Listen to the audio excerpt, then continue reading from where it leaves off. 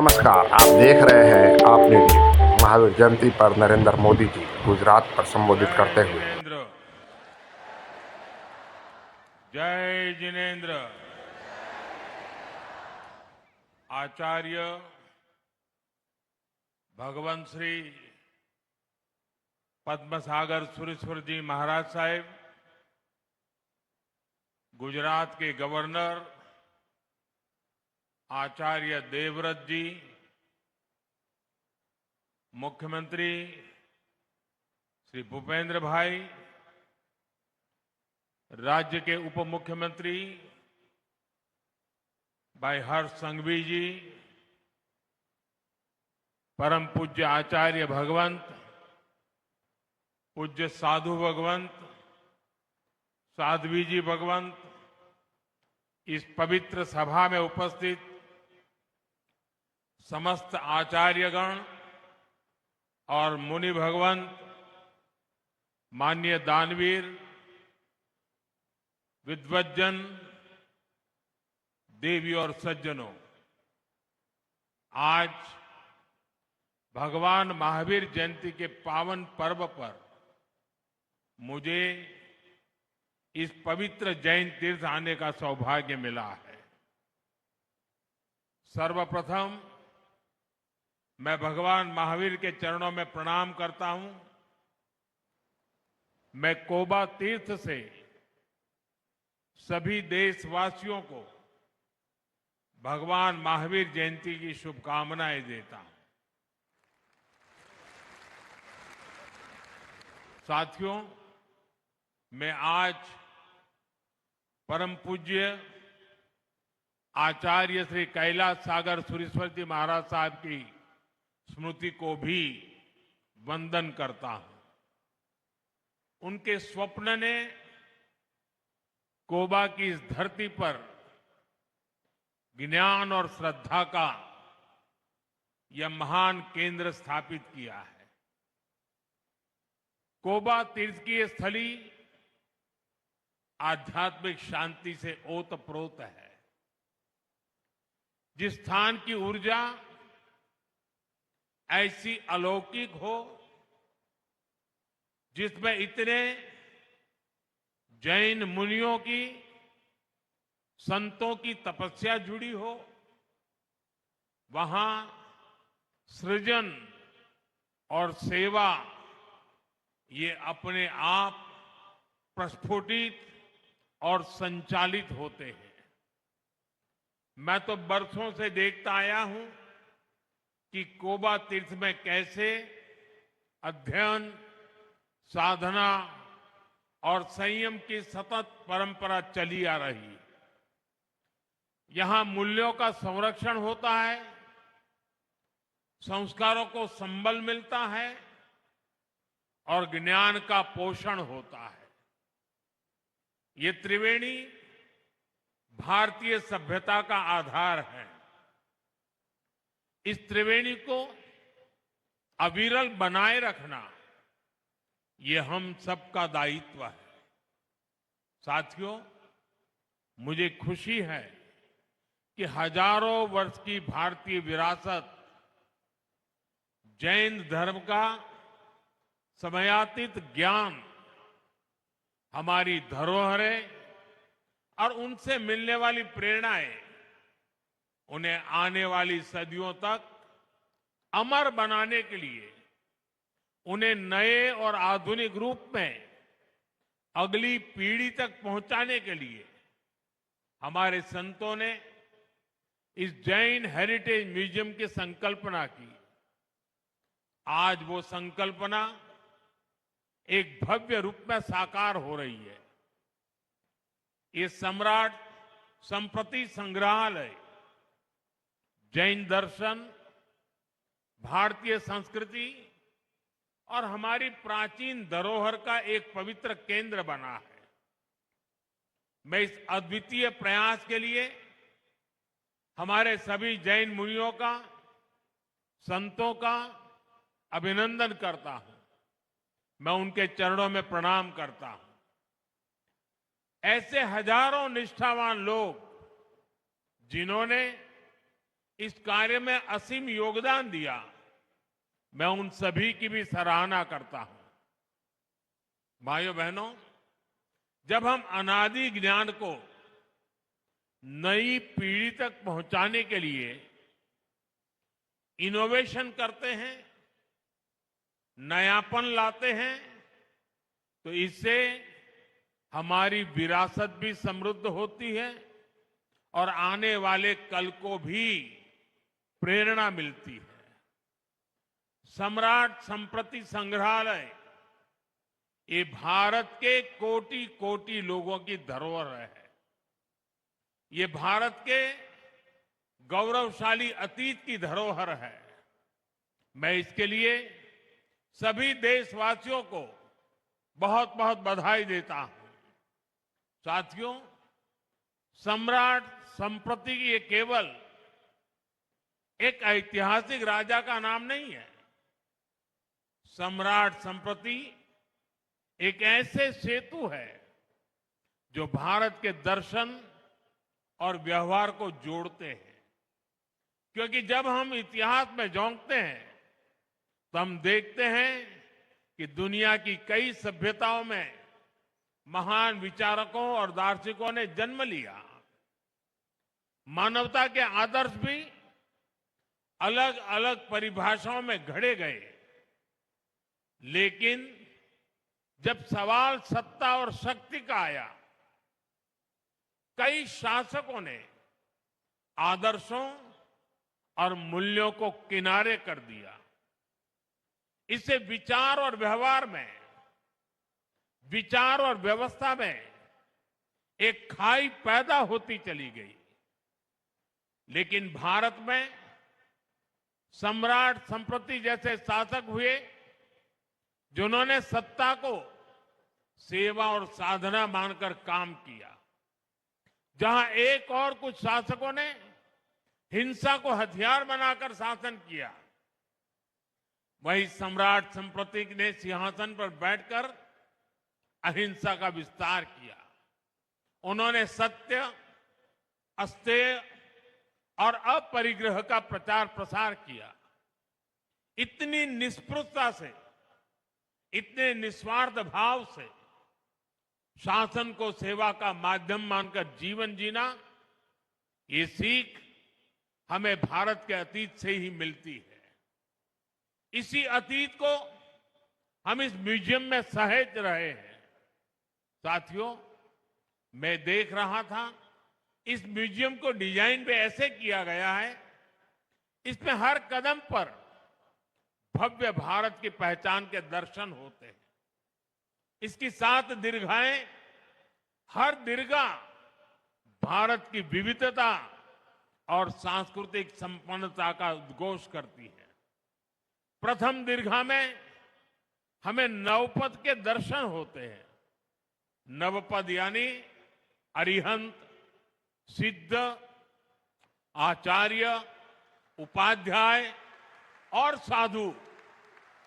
सम्यक दर्शन, सम्यक ज्ञान, सम्यक चरित्र और सम्यक तप, अर्थात हम उनसे सीखें जिन्होंने स्वयं तप करके जीवन को जीना है, और जो ज्ञान हम प्राप्त करें वो सम्यक हो, हमारा चरित्र सम्यक हो। क्योंकि ज्ञान जब सम्यक होता है तो वो समता और सेवा का आधार बनता है। साथियों, तीसरी दीर्घा में हमारे तीर्थंकरों के जीवन को, उनके उपदेशों और प्रसंगों को कलात्मक तरीकों से भी जीवंत किया गया है।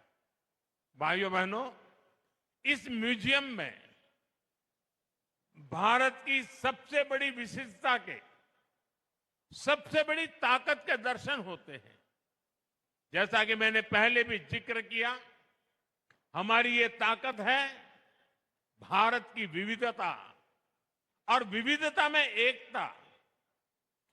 दुनिया ने हमेशा मत, मजहब और आस्था के नाम पर टकराव देखा है, लेकिन इस म्यूजियम में भारत के दूसरे सभी धर्मों के भी गौरवशाली दर्शन होते हैं। वैदिक और बौद्ध परंपरा, वेद, पुराण, आयुर्वेद, योग, दर्शन, विभिन्न परंपराओं के सभी रंग एक साथ इंद्रधनुष की तरह उपस्थित हो, ये भारत में ही हो सकता है।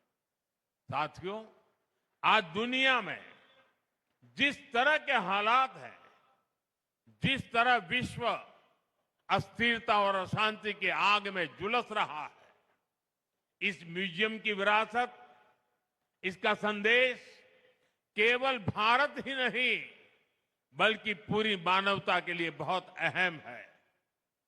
हमारा प्रयास होना चाहिए दुनिया के देशों से यहां आने वाले जिज्ञासु, स्टूडेंट्स और रिसर्चर्स की संख्या और बढ़े। जो लोग यहां आए वो भारत की जैन धर्म की शिक्षाओं को विश्व के कोने कोने में पहुंचाए। साथियों, भारत में ज्ञान हमेशा से एक मुक्त प्रवाह रहा है। हर युग में तीर्थंकरों और ऋषियों मनीषियों का अवतार हुआ। ज्ञान का संकलन बढ़ता चला गया। समय के साथ बहुत कुछ नया जुड़ता गया।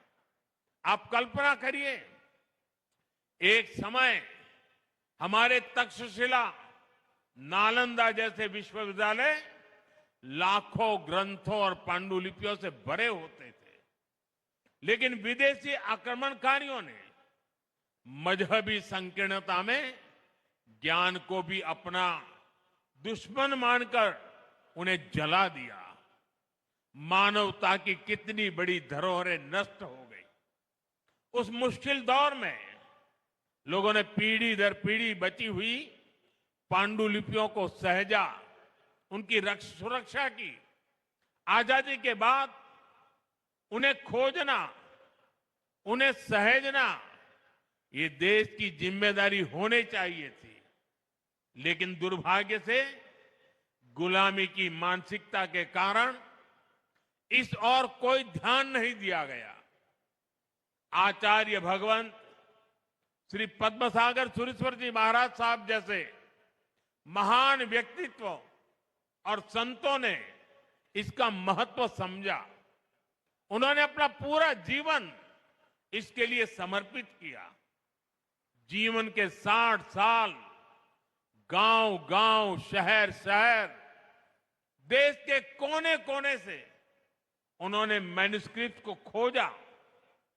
ऐसी 3 लाख से अधिक पांडुलिपियां, ताड़पत्र, भोजपत्र पर अंकित सैकड़ों साल पुराना वो ज्ञान आज कोबा में सुरक्षित और संकलित हुआ है।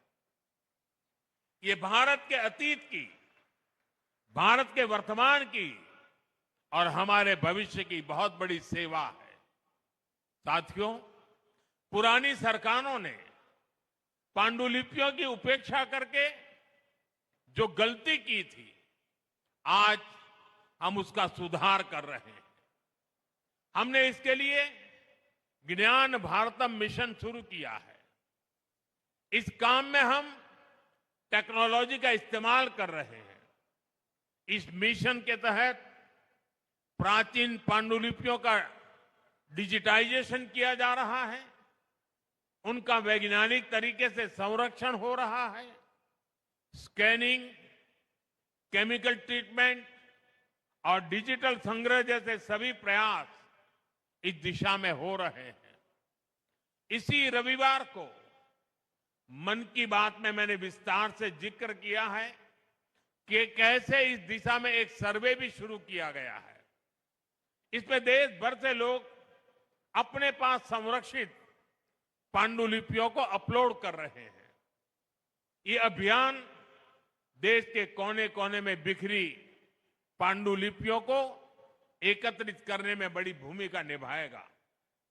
साथियों, सरकार के स्तर पर ज्ञान भारतम मिशन और कोबा तीर्थ का असाधारण योगदान, समाज और सरकार के ये साझा प्रयास भारत के नए सांस्कृतिक अभ्युदय का प्रतीक भी है। साथियों, आज देश के कल्चरल हेरिटेज को सहेजने, विश्व के सामने लाने के प्रयास हर स्तर पर हो रहे हैं। पांडुलिपियां और ज्ञान धरोहर के संरक्षण का कार्य तो हो ही रहा है। इसके साथ साथ प्राचीन मंदिरों का पुनरुद्धार, तीर्थ क्षेत्रों का विकास, ऐतिहासिक स्थलों का विकास, आयुर्वेद और योग का प्रचार प्रसार, हर स्तर पर इस दिशा में काम हो रहा है।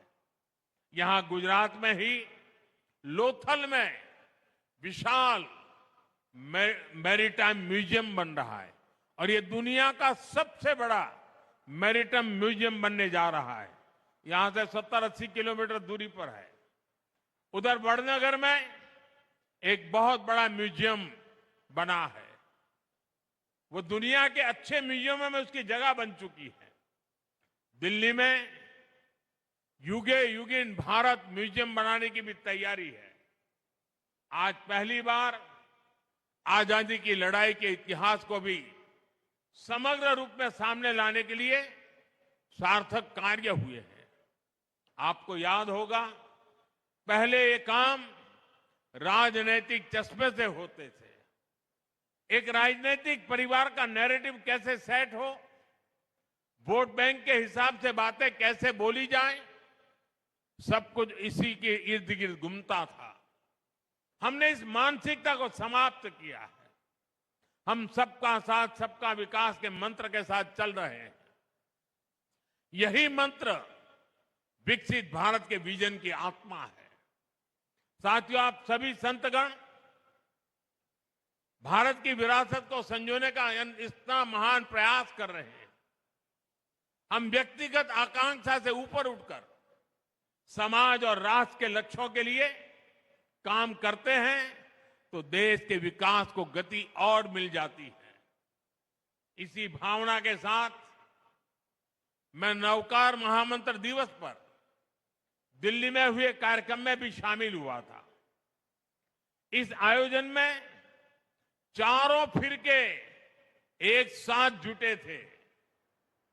उस ऐतिहासिक अवसर पर मैंने 9 आग्रह किए थे, 9 संकल्पों की बात की थी और जिसका उल्लेख अभी भी हमारे मुख्यमंत्री भूपेंद्र भाई ने भी किया। मैं हर बार आपके सामने वो 9 संकल्प जरूर दोहराता हूं। आज का यह अवसर उन्हें फिर से दोहराने का भी है। पहला संकल्प, पानी बचाने का संकल्प। दूसरा संकल्प, एक पेड़ मां के नाम। तीसरा संकल्प, स्वच्छता का मिशन। चौथा संकल्प, वोकल फॉर लोकल। पांचवा संकल्प, देश दर्शन।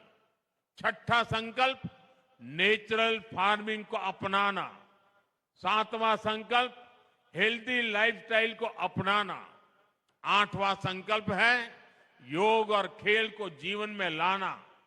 नवा संकल्प है गरीबों की सहायता का संकल्प। और 10वां संकल्प आप सभी ने स्वयं से जोड़ लिया है और वो है भारत की विरासत का संरक्षण। आज का ये कार्यक्रम इसी का प्रतिबिंब है। साथियों, आने वाले समय में हमारे सामने बड़े लक्ष्य हैं। हमें बड़े संकल्पों को पूरा करना है। हमारी एकता, हमारे सांस्कृतिक संबल ही इसमें हमारी ताकत बनेगा। मुझे विश्वास है कि सम्राट संस्कृति म्यूजियम आने वाले समय में इस दिशा में एक महत्वपूर्ण भूमिका निभाएगा।